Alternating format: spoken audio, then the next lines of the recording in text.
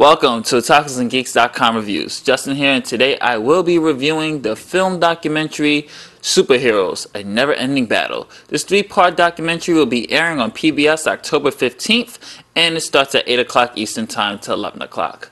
Before we talk about a little bit about the documentary, I just want everybody to know that this documentary will be divided into 3 parts, and I will give you a brief synopsis and a little bit of my 2 cents on each part. Part 1, which will start at 8 o'clock, is called Truth, Justice, and the American Way. During the Depression, the popularity of dozens of superhero characters opened the doors for a new generation of artists and writers. World War II created a patriotic fever for star-spangled adventures to represent the American spirit at war and on the home front. But in the 1950s, superheroes are caught in the fire of government scrutiny and regulation. When the thrilling Adventures of Superman is broadcast on the new medium of television, America's first and greatest superhero leads the entire comic book industry to renewed strength. I really love the first part of it. It is very informative. The documentary, for those who have seen plenty of documentaries on comic books and superheroes, I mean, you've seen them on the History Channel, you've seen them on AMC, you've seen a lot of documentaries that's catering to superheroes, whether it's from Marvel, DC, or the study of superhero mythology. This is nothing new under the sun. So if you're a hardcore comic book geek, this doesn't really offer you that much new insight because you already know the history, because you yourselves live it and you yourselves eat and breathe it all the time. But however, what I do like about this is that it does chronologically do everything. It goes from the actual beginning of the inception of the American comic books in 1938, you know, and the real first iconic superhero, which is the Man of Steel, Superman.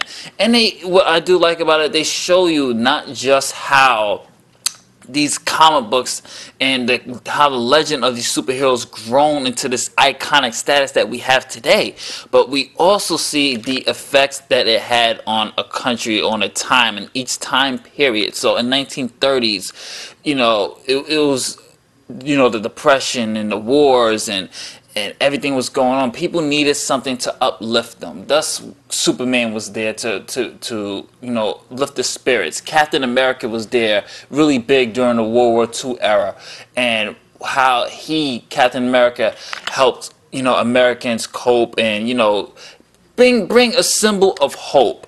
And, you know, part 1 does a really great job of laying down the foundation on and giving you a nice history on where these superheroes' origins started from. I mean, most of these writers came from poor backgrounds, and, you know, they use their stories and their writing as a means to escape. So I thought the part 1 did a really great job of showing you you know, how the superhero mythology was really conceived during the war times and the war effort, and the public scrutiny that it faced after the war was done. You know, there was a time where it was in a huge drought and no one was buying anything until the television of the Superman, The Adventures of Superman, which starred Christopher Reeves, which really set everything back into order. So part 1 does a really good job of showing you the effects in the beginning, you would say, of the origins of the superhero era, and which leads to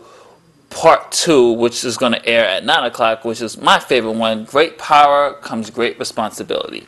In the 1960s, a new breed of superheroes emerged in the pages of Marvel Comics, inspired by the age of atomic energy and space travel, and in turn inspiring the pop culture and pop artists of the time. Spider-Man, the Hulk, and the others are the first to have problems with adult audiences that can identify with it.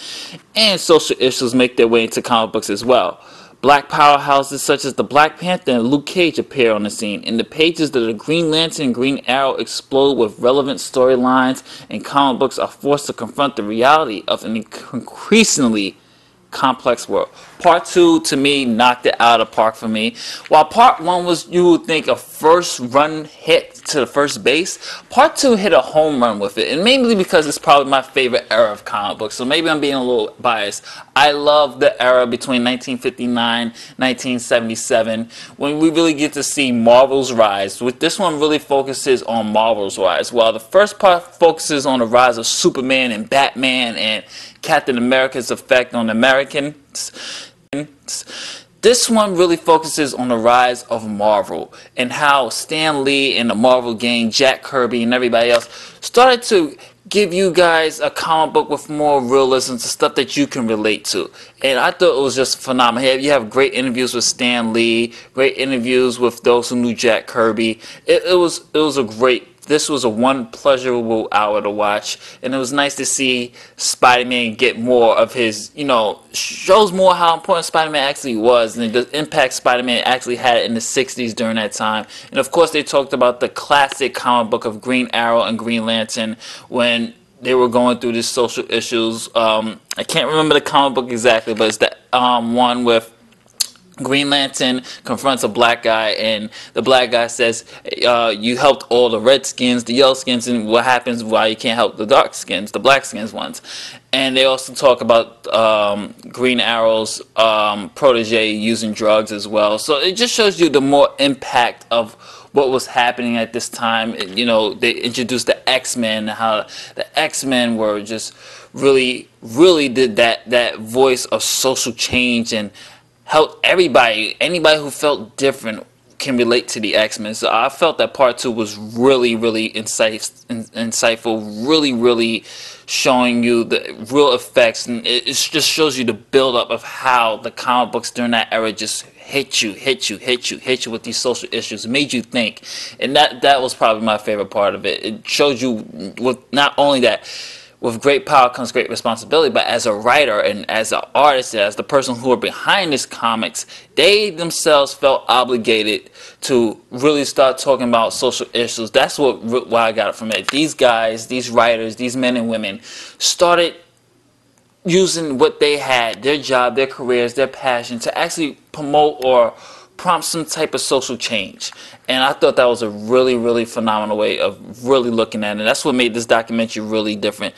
They started to show you the effects of actual great power comes with great responsibility, not just from the superhero standpoint, but from the person who created these guys, what they felt during these times, what they were feeling at these times. They had the sense of obligation to society to try to make it better for everybody else. And I thought that was really good. So while that was really good, we went to the final part 3, which is A Hero Can Be Anyone. And in this one, it focuses on modern day times from 1978 to the present times. And this one, I like this one as well because part 3 focuses not just on the comics, it focused more on the films now. We get to see how the comic book world has just expanded from the pages onto video games, onto films. How the blockbuster of the first movie, Superman, just changed the entire game, and how Tim Burton's Batman really showed everybody, okay, comic books now can be serious. They can be taken seriously. We went from the campy Adam West, they examine you the Batman from Adam West, to Tim Burton's, to Christopher Nolan's Batman. I mean, this thing covered it all in present day. I mean, especially if you're watching this video now, you definitely can see how much comic books now is everywhere. I mean, we have the Agents of S.H.I.E.L.D. on TV. We have Arrow now. The Flash is coming to Arrow. I mean, this just basically shows everything that comic books is just growing, and it's growing, and it's growing, and it's growing. Think about it. The highest grossing movies every summer is comic book movies. Man of Steel, The Dark Knight Rises last year, Iron Man 3, The Avengers. I mean, all these movies are the highest grossing. Every time a superhero movie is out, you know it's bank, it's money. And this is what this part 3 shows you, is that this industry now is becoming one of the most dominant forces. This comic book industry, these superheroes, this mythology, like how the Greeks had their mythology. We have our own mythology with Batman, Superman, Spider-Man, Thor. I mean, this is just growing phenomenally. And I thought the documentary did a really good job of giving you some history, but at the same time giving you a look at the writers behind it, the artists behind it, what they were feeling at the time, what their social obligation was to their country, to their people. So I thought that was a really refreshing take on it. It just doesn't focus on the history of the comics, but it also gives you an insight depth on the writers behind it, the artists behind it, the creators behind it. And I would say that this is a must-watch documentary for any superhero fan out there, you guys gotta check it out.